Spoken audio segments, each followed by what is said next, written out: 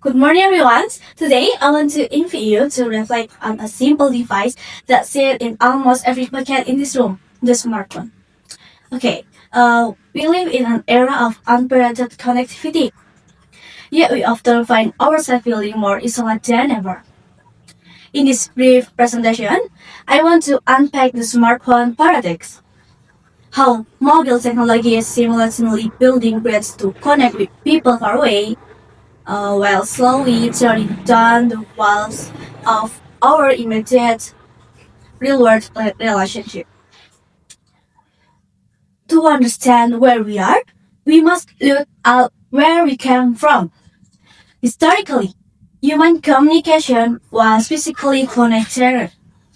Writing a letter or planning a long-distance phone call requires patience, deliberate intention, and deep cognitive presence. Today, the digital paradigm has completely erased physical distance. Communication is now effortless and instant, but as speed and volume has increased, the depth and focus of our interaction have fundamentally changed. At the center of this paradigm massive is the smartphone. It has become our primary interface with the world.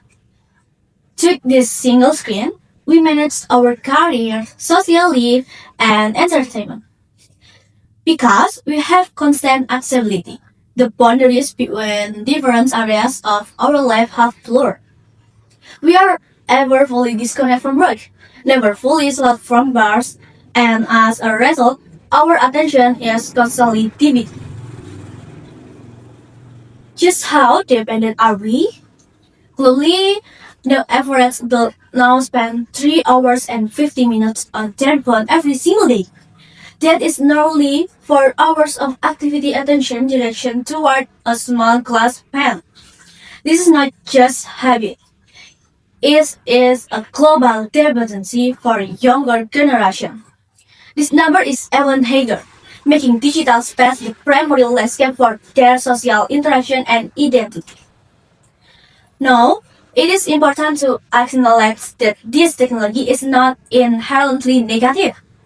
In fact, it has done incredible things. First, it brings geographical gaps, allowing families far by ocean to remain in daily contact. Second, it provides instant utility, keeping us safe and informed during emergencies. And finally, rich media like video calls and emojis help us communicate human emotional across digital activities.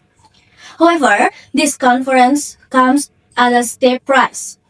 First, notification constantly fragment our attention, interrupting face-to-face conversation. Second, we are shipped to think deep, vulnerable verbal exchange with shallow online metrics like likes and quick text reply.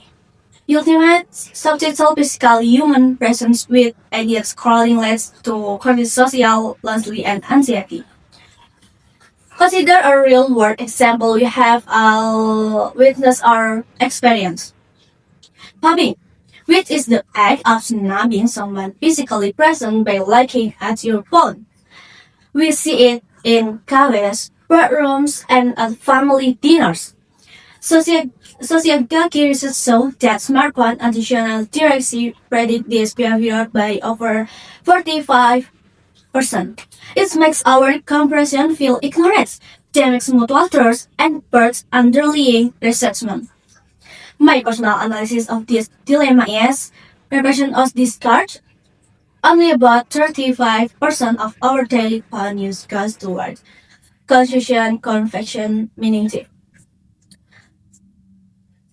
The rest is divided between passive, needless consumption, and real-life disconnect through moving. Now, to solve this paradox, we do not need to throw away our phones. Instead, we must reclaim control over how we allocated our attention. To conclude, I leave you with this take.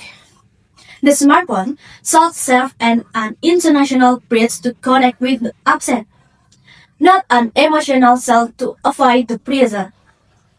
Let us practice putting our screens down when someone is sitting across from us. Let us prioritize the biology of real world presence. We save our tool, and therefore our tool save us. Thank you for your time, and I welcome any question or track you might have. Thank you.